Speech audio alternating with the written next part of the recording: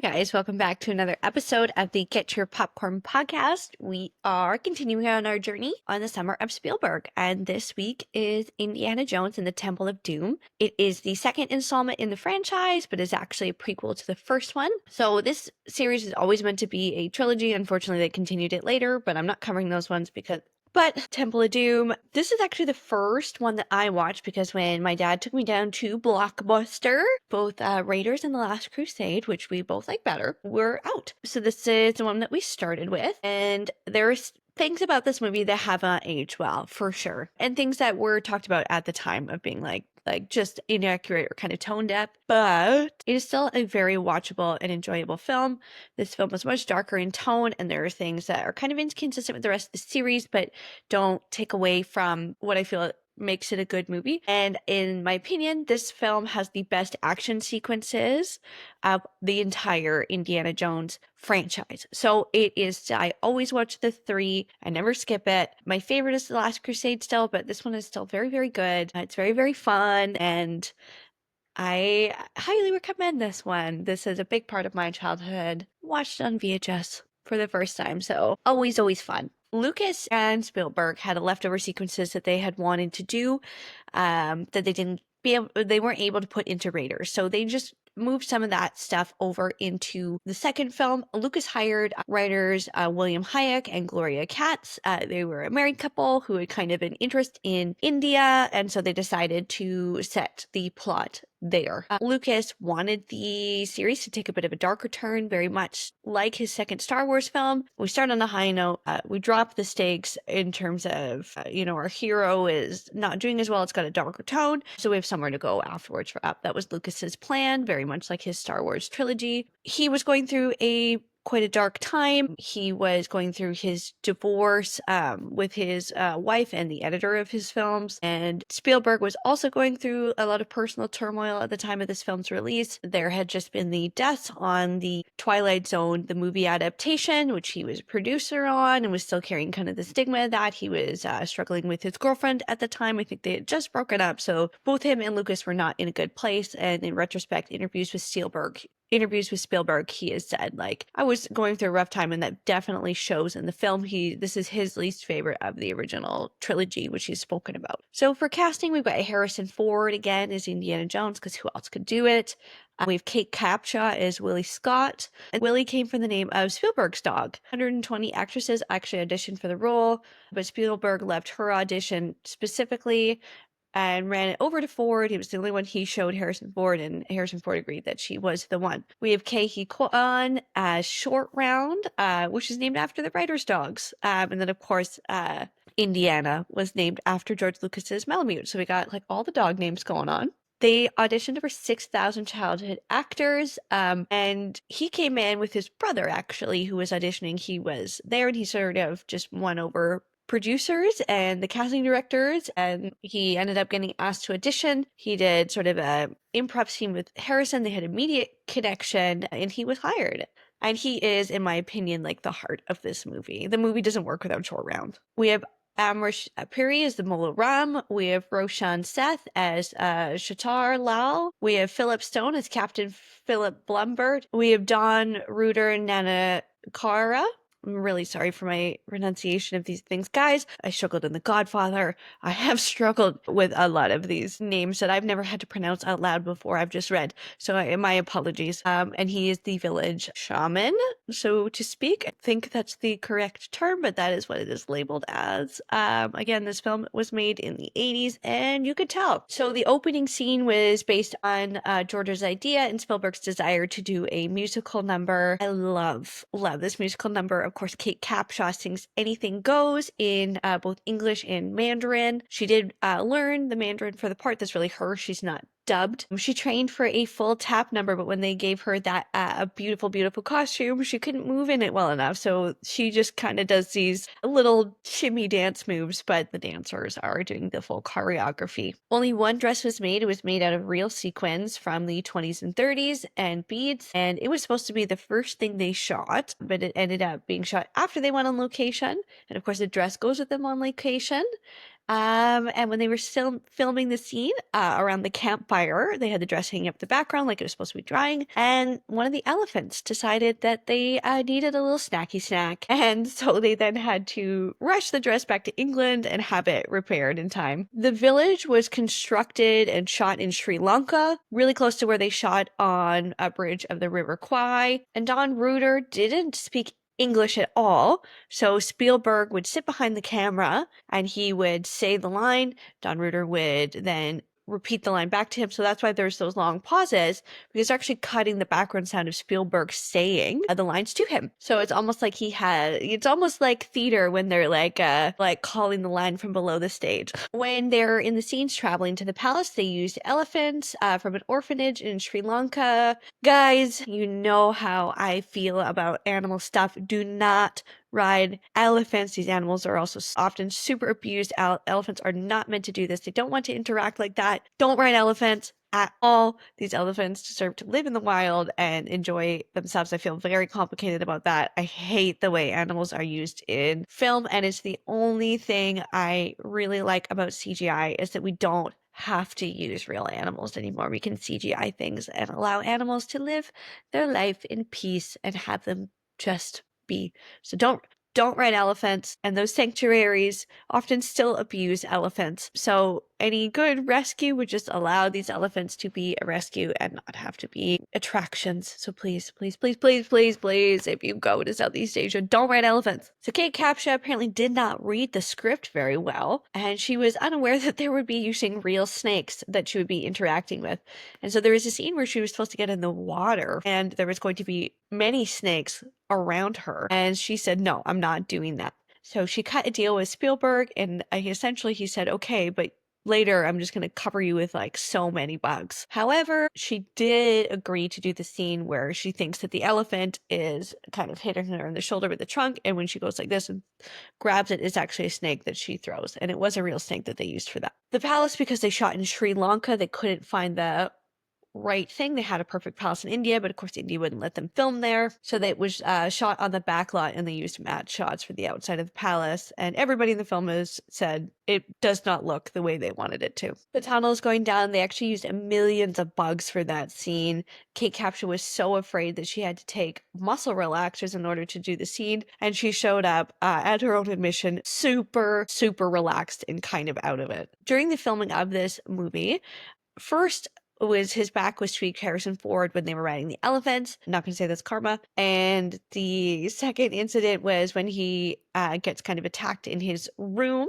He threw his back out, and he ended up having to have back surgery. So he was off for a couple of weeks. So Spielberg had to shoot all the stunt scenes. And then when Harrison Ford came back, he did a lot of his close-ups. But I think you can kind of tell in this film that he's in a bit of pain the whole time. So this film was extremely successful. It had a $28 million budget and made $330 million worldwide. It ended up with 77 currently on Rotten Tomatoes, but of course, remember, Rotten Tomatoes is very skewed because critics are still able to add stuff in retrospect, and that accumulates.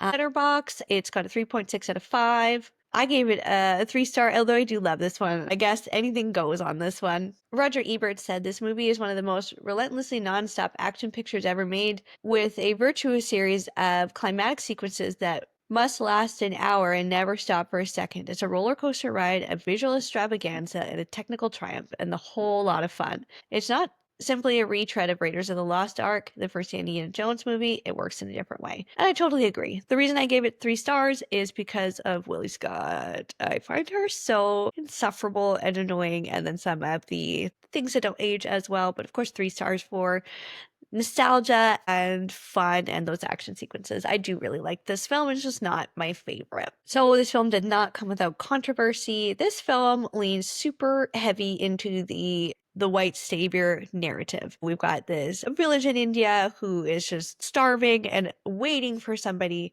to save them, as though they are not capable themselves when they totally would be. It also then frames Indiana Jones and then eventually the occupied British military as you kind of meeting Indiana Jones at the end. It's the good guys, which is highly, highly, highly, highly problematic. And of course, the bad guys are the people who are from India themselves. Kate Capshaw's view, like what people thought of her character, um, was helpless and annoying, and she totally is. I don't like her portrayal. I also feel like because this is actually Steven Spielberg's wife, not at the time, but this is where they met. And if you watch like clips of them on like the making of this film that they show, they're obviously clearly there's a lot of chemistry, and I feel like this may be the one actor I think that he really, really poorly directed because she comes off so annoying. And I think in retrospect, I've heard this from other podcasts, and I think this would be the perfect casting choice would be Goldie Hawn for this part because she would have nailed it. And she is just such a natural charisma and warmth and humor,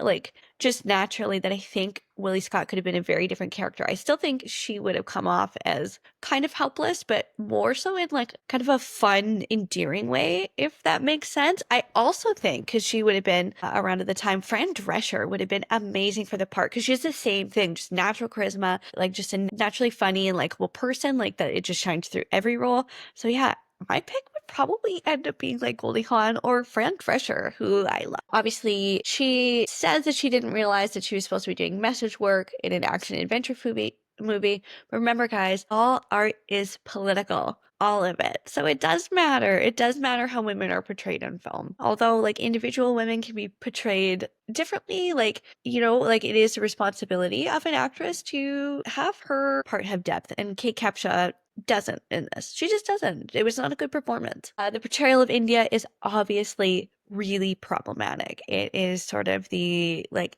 portrayed as like exotic and weird and less than, which is not good. And the Indian government, after reading the script, banned them from shooting here and actually banned distribution of this film for a while, so they wouldn't let them film there, and so they had to film in Sri Lanka. And they had chosen a really beautiful palace for the Maharaja's palace called the Amber Palace, which then of course they couldn't use. The food at the dinner scene is real, which is wild because I think everyone knows that Indian food is like some of the best cuisine like worldwide, like hands down, like mango chicken. Holy fuck, naan bread. And like I know those are like super white dishes to pick. I know.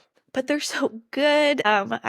Yeah, and so like the portrayal of the food, the filmmakers claim that they were trying to kind of make like a commentary on like what Westerners would view of Indian food, but that doesn't come across. It just makes it look like Indian food is gross. Of course, some of the food dishes are floating eyeball soup, monkey brains, and then like a big dried out snake. Then when they cut it open, like baby snakes fly all over the table, and then people are eating the live snakes while they're moving. Like they wanted it to be satire, apparently, but it definitely doesn't come across that way. And then, of course, the religion aspect is completely inaccurate. There is a god of Kali, which is from Hinduism. I did a little bit of research, guys, but like, if I'm not getting this right, like, feel free to drop comments. I am always willing to learn about different cultures, and I don't want to get that wrong in my portrayal, so I am absolutely happy to update anything. But from my research, essentially, although Kali is known as the goddess of death, she's also uses a symbol of feminine strength and renewal. So death is something that isn't necessarily always a physical death, but the death of a phase of your life and an opportunity for growth and change. But she is made a symbol of this, of the occult, which is not accurate to apparently the true meaning of the goddess. So for Academy Award nominations, it was nominated for Best Original Score and Best Visual Effects, and it won Best Visual Effects. So let's get into the plot. It opens up with that iconic scene of Willie Scott singing Anything Goes, which is a Cole Porter song if you don't know. It is so fun. I love this. So this film takes place in 1935, so it's a year before Raiders. Indiana Jones is meeting up with Lao Che, who is a sort of crime boss in China. And he's been hired to collect the remains of Narachi in exchange for a diamond, which I feel like is kind of weird because I feel like Indiana Jones would want like the artifact as opposed to like a diamond. Um, And so during this negotiation, Lau attempts to strong arm him and wants to keep both the remains and the diamond. So he poisons Indiana Jones. Willie Scott comes over to the table while this is all happening. And after Indiana ingests the poison, he pulls a knife on Willie because she's Lau's girlfriend. And Lau is like, I actually really don't care if you kill her. And sort of a scuffle ensues. The diamond goes flying, and so does the antidote. So there's a huge scene where they're scrambling around. It's absolute chaos. Willie's also going for the diamond along with Lau. They ended up getting it and getting the antidote, which Indiana Jones takes, and then they are running for their lives. So Indiana Jones, they're running through the hallways of where this is, and they ended up jumping out a window. This is where we start to hear the insufferable amount of times that Willie Scott screams the whole film. They fall out of a window onto this little, the rain covers that are outside of places. They bounce off, and then Short Round is waiting for them in the car. And this movie, I didn't realize how much Scooby-Doo, the live action, the first one, I kind of pays homage in these different sequences to Temple of Doom, because this whole sequence happens in Scooby-Doo as well. Short Round's waiting in the car. He's a little kid that Indiana Jones is kind of semi-adopted. It's not clear, but we don't see him in Raiders, so this doesn't really make sense. I actually thought Short Round was probably going to die, and that was going to be the arc of the film, but he doesn't. So spoiler alert. So Short Round says, "Holy smoke, crash landing." Indiana Jones says, "Short Round, step on it." Short Round says, "Okie dokie, Dr. Jones. Hold on to your potatoes." And Willie says, "For crying out loud, there's a kid driving the car." So they escape and they drive to an airport. They escape onto a plane, and Lau is right after them, and Indiana Jones kind of says, "See ya, Lau." He shuts the door, and then we see that it's actually Lau's plane that he's escaping in. So they get up into the air. The three of them fall asleep in the back, and then the pilots decide to dump all the fuel, and they parachute away because, of course, they're working for Lau. Indiana Jones discovers this, and Willie, Short Round, and him escape by jumping out of the plane with an inflatable raft. So this is ridiculous. This is the sequence that Spielberg really liked that he wanted to use that he didn't in Raiders. So the trio of them fly out of the plane. They land on the hills first, and they are going through the Himalayas and the snow, and then eventually they land in a river and I guess float to India. They arrive at the riverbank, and then we see the village shaman kind of waiting for them in a very creepy way. It's again, this is part of the problematic stuff. So they get there, the villagers, we see them pulling at Indy and Willie and Short Round. All the children have gone missing. Their crops have dried up. They're not good. They go and meet the leaders of the village. They offer them food. Willie really turns her nose up, and Indiana Jones, who is these people are starving and they're offering you food. Eat it. You're embarrassing me and you're being rude to them. And so eventually she does. So this is part of what makes Willie super unlikable, is she's really disrespectful. They learn that their sacred stones have been stolen and they've been taken to Pankot Palace, which they say has evil forces. Their children have gone missing, and they beg for Dr. Jones to help them. He agrees to do so. So that night, before their travel, one of the children wanders back. He's starving, and he collapses into Indiana, and Indiana then gives him back to his mother. And then they travel via elephant. Lily can't figure it out. She gets on an elephant backwards. She tries to pour perfume on the elephant at one point. The elephant tosses her off, sprays her with water. I hate watching the elephant scenes. They camp overnight. We do have the elephant trunk gag, and then we see a really cute scene of Indiana and Short Round playing cards, and Indy cheats and Short Round calls him out. It's really cute. I really like that scene. They get to the palace. They are welcomed there as guests to meet the Maharaja. They are aware of Indiana and his adventures, and so they are okay to stay. They attend a banquet which is hosted by the Maharaja. Willie has no idea that this is an actual kid, and she's like, "I'm gonna make my move." And so she wears this beautiful gown and is trying to look her best, and Short Round kind of laughs at her afterwards and says maybe he likes older women. So Captain Phillip, who's a British officer who's doing inspections on all the palaces, has a conversation with Dr. Jones. Indy says, "Captain Blumbart was just telling me something of interesting history of the palace, the importance it played in the mutiny. Chowder says, it seems the British never forget the mutiny in 1857. Indy says, yes. Well,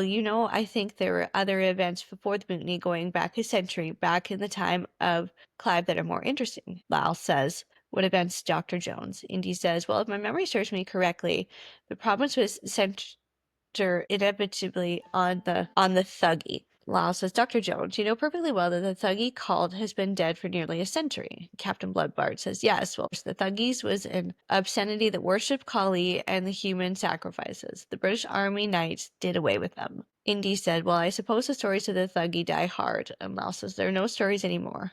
Indy says, I'm not so sure. We came to a small village where the peasants told us that Pankot Palace was growing to a powerful again because of some ancient evil. Lyle says, village stories, Dr. Jones. They just fear folklore. You're beginning to worry, Captain Blumbard. Captain Blumbard says, not worried, Mr. Prime Minister. Just interested. Indy says, the villagers told us that Pankot Palace had taken something. Lyle says, Dr. Jones, in our country, it is not unusual for a guest to insult a host. Indy says, I'm sorry, I thought you were talking about folklore. Blombar says, what exactly did they say was stolen? Indy says, a sacred rock. Something connected the villagers' rock and the old legends of the Sankara stones. Lau says, Dr. Jones, we're not vulnerable to vicious rumor. I seem to remember that in Honduras you were accused of being a grave robber rather than an archaeologist. Indy says, well, newspapers exaggerate. And Lau says, wasn't it the Sultan of Madagascar who threatened to cut off your head if you ever returned to the country? And he says, no, it wasn't my head. And then he kind of looks down. Lau says, then your hands, perhaps. And Indy says, no, it wasn't my hands. And then he says, then we see the really gross dinner of snakes, monkey brains, cockroaches, and eyeballs. And weirdly, Indiana doesn't react to the snakes. When it's been well established in the series, he's terrified. Afterwards, Willie and Indy have this will they, won't they scene. And during the night, Indy is attacked and there's an assassination attempt, but he manages to kill the guy. He then goes into Willie's room, and behind a pillar, he discovers the series of tunnels in the palace, and they explore them with Short Round, and Willie stays behind initially. There's then a series of booby traps that's laid without. The room is full of bugs, and then the second room is they get sealed inside, and there's skeletons of people who died in there before or starved. Indy says don't touch anything, so Short Round goes and leaves on a wall, which triggers the wall to start to collapse in, and same with the ceiling. Willie then has to save them, but of course she has to go through all the bugs, and she's freaking out and screaming, and Indy's like, we're gonna die, like, you need to figure it the fuck out, and she does, but then she gets into the tunnel, and she bends over at one point, and she bumps the thing again with her bum, and so they have to escape, and as it's coming down, Indy does that iconic, like, grabbing his hat and pulling it through. So then they find the temple, and there's, like, a complex, like, series of maze basically with all these mine carts, and then they observe the Thuggees, who are cults, and they're making a human sacrifice. And they rip this guy's heart out, they throw him in a cage, and they lower him into a pit of fire. And one of my favorite things is when they rip out his heart, as he's being lowered into the pit of fire, the heart begins to beat more as this guy's anxiety is high. It's very dark. They see that the cult has the Sankara stones, and then they seem to have brainwashed the Maharaja as well and Singh, and they have abducted the children of the village who they're using as slaves to find the rest of the stones. Because it's been revealed that when the stones are together, they shine really bright and you can see the diamonds within, which of course they're trying to steal. Indy tries to retrieve the stones. He swings down on his lasso that he's made of his whip. He goes to the sacrificial altar. He takes the stones. We can hear screaming of children and the beatings that they are giving them in order to make them mine the stones. While Indy's down there, Willie and Short Round are captured, and Indy goes to investigate the sounds of the children, and he is then captured. The Thuggee priest Molaram forces Indiana Jones to drink a potion that then makes him go into the trance-like state, so he's then under the influence, and he prepares Willie to be sacrificed next, so they'll rip out her heart, which is great. Short Round is then put into slavery with the other kids, but he's not falling for it. He's going to escape, and he does by cutting off his chain, and then he interrupts Willie's sacrifice, and he is initially attacked by Indy, but Short Round grabs a torch and burns Indiana, which snaps him from his trance, and then together they free Willie. They then grab the stones, and then Indy is fighting one of the guards, and the Maharaja uses voodoo on him, which of course is not part of Indian culture. It's part of it's part of some of the religion in Haitian culture that was brought from West Africa.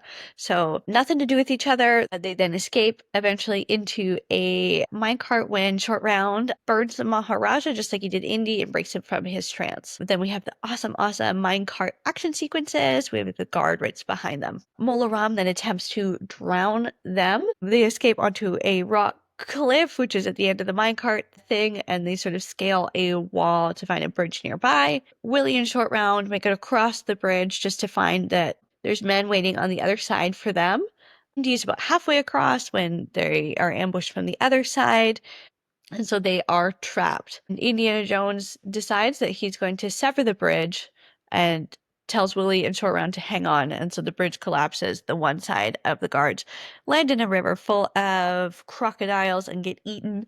And they're all holding onto the bridge. And Short Round and Indiana and Mola Ram are trying to climb up the broken bridge. Mola Ram actually pushes one of his own guys in so that he can climb up higher. And they're fighting for the stones. Dr. Jones then invokes the name of Shiva, which I'm not really sure what that is, but it ends up triggering the stones to burn really hot and fall through the satchel into the river. Mola Ram catches one of them, but it burns his hand, and then he falls into the river and is eaten by crocodiles. Indiana then catches the stone miraculously, but it doesn't burn him, I guess, because he was the one that put the curse on it. And then they are saved at the end when they climb up by the British Army, who were alerted by Singh, who, of course, had the trance was broken from him. And they defeat the remaining bad guys by killing them. And then Willie and Short Round and Indy go back to the village. They deliver the stone, and all the children have run free, and the village is beautiful again. The water has come back. There's no more drought. They're not starving. It's lush. It's green.